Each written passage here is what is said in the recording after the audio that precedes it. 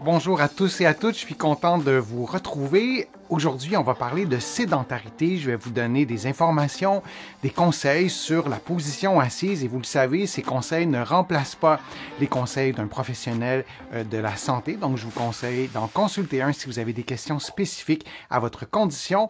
Vous allez trouver beaucoup des sujets, des items qu'on va aborder aujourd'hui. Dans mon livre « Lève-toi et marche », vous allez le trouver partout au Canada, en librairie et sur le web, et vous allez le trouver aussi de l'autre côté de l'Atlantique. Je vous mets le lien dans la description de la vidéo pour que vous puissiez le trouver facilement. On m'a posé cette question quand je prends du temps pour écrire ou lire de façon prolongée. Je ne bouge parfois que très peu la tête, entre autres, et le corps aussi, et j'ai des douleurs à la nuque et au dos. Que faire?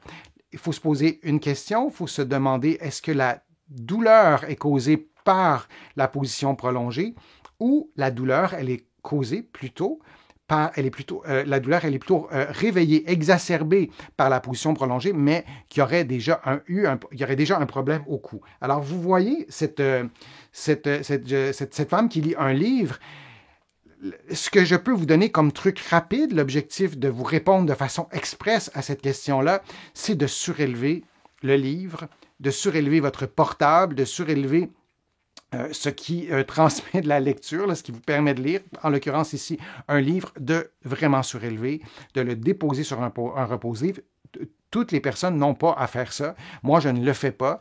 Je peux lire, ça va bien, j'ai pas de douleur, mon cou se porte bien, et je lis rarement durant des heures et des heures sans arrêt. Mais si c'est votre cas, de surélever le livre pour que votre regard soit à la hauteur ou le plus possible à la hauteur du livre, ça serait une façon de régler le problème. Parfois, on demande aux personnes d'avoir des postures parfaites, comme ça. Alors évidemment, c'est complètement ridicule d'avoir une posture parfaite. J'ai choisi cette illustration-là volontairement, mais on ne veut pas être comme ça, mais de surélever votre livre et de réduire l'angle de flexion du cou. Ça pourrait aider de consulter un professionnel de la physiothérapie ou de l'autre côté de l'Atlantique, de consulter un kinésithérapeute, mais de surélever et de prendre des pauses. Parfois, quand on lit, on est absorbé par notre lecture et on oublie que ça fait 2 ans qu'on est dans cette position-là et ça nous permet de pouvoir relâcher nos muscles et parfois d'arrêter quelques secondes, quelques minutes. Ça permet aux muscles de prendre